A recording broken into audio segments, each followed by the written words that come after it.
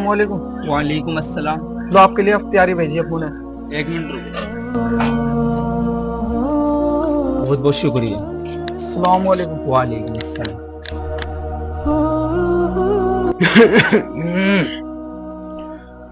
ارے بیٹا شعیب، ہمارے لیے بھی دعا کرنا۔ ارے بیٹا افطاری بڑی بدلی بدلی سی لگ رہی ہے، کہاں سے آئی ہے یہ؟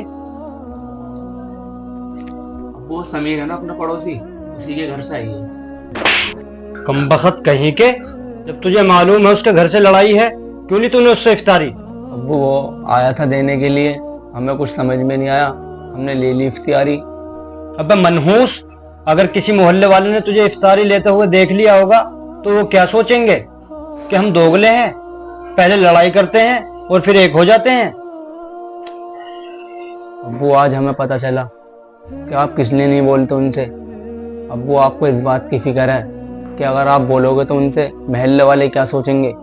ابو آپ کو اس بات کی فکر نہیں کہ 7-8 مہینے ہو گئے ہیں بات چیت بند ہوئے ہوئے۔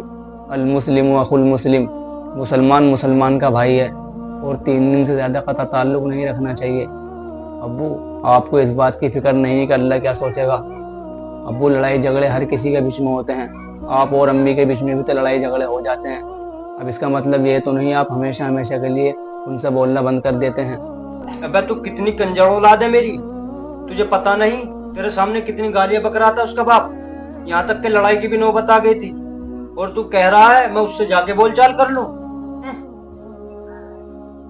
ابو ہمیں سب یاد ہے، ہمیں اچھی طرح سے یاد ہے ابو، لیکن ابو آپ یہ بھی تو سوچئے، بات چیت شروع کرنے کی پہل بھی تو انہوں نے کی ہے۔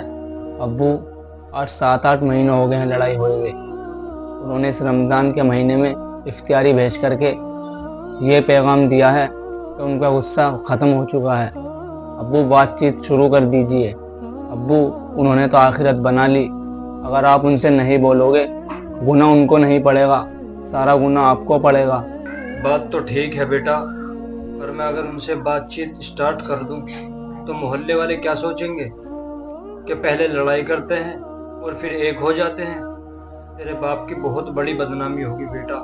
ابو ہمیں پتا ہے کہ آپ کا یہ من کرتا ہے ان سے بات چیت کرنے کے لیے، لیکن آپ یہ سوچتے ہو کہ محلے والوں کو پتہ پڑے گی تو وہ کیا سوچیں گے۔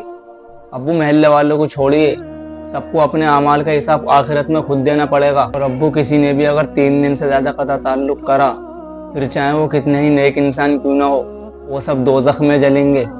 اور ابو ہم تو آپ سے یہی کہتے ہیں، آپ بھی ان سے بات چیت اسٹارٹ کر دیجئے نا۔ اور ابو بات چیت شروع کرنے کے لیے پہل بھی تو انہوں نے کی ہے، آپ بھی کر لیجئے نا ابو۔ واہ بیٹا واہ، ہمیشہ ماں باپ اپنی اولاد کو نصیحت کرتے ہیں، اور آج ایک بیٹے نے اپنے باپ کو نصیحت کی ہے۔